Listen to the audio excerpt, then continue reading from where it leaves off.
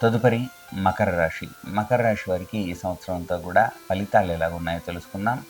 ఆదాయం అనేది వ్యయం 14గా ఉంది. రాజపూజ్యం 4, అవమానం 5గా ఉంది.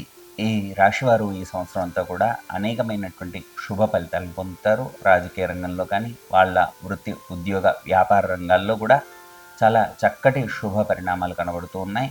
స్థిర నివాసం ఏర్పరచుకుంటూ ఉంటారు.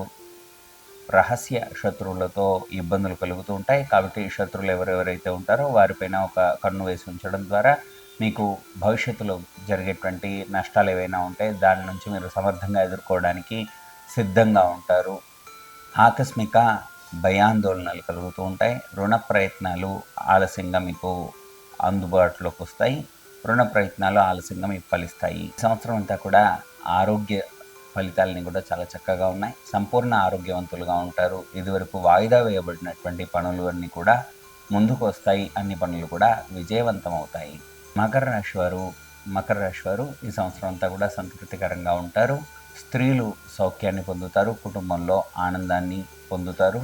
చాలా చక్కటి ఫలితాలు కనబడుతూ ఉన్నాయి. మకర రాశి వారికి ప్రయాణాల వల్ల లాభాలు కలుగుతూ ఉంటాయి. తలిచినటువంటి పనుల్లో ఆటంకాలు ఏర్పడుతూ ఉంటాయి.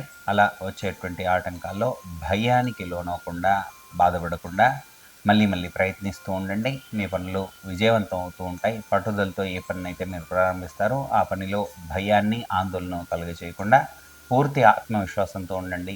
శుభ ఫలితాలను మీరు పొందుతారు.